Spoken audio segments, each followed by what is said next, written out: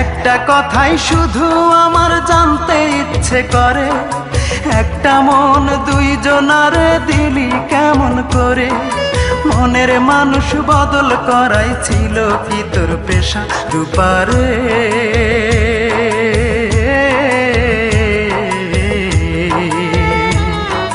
তোর ছাড়া এই মন আজ পায়নি সুখের দেখা, তোর ছাড়া এই মন আজ পায়নি সুখের দেখা।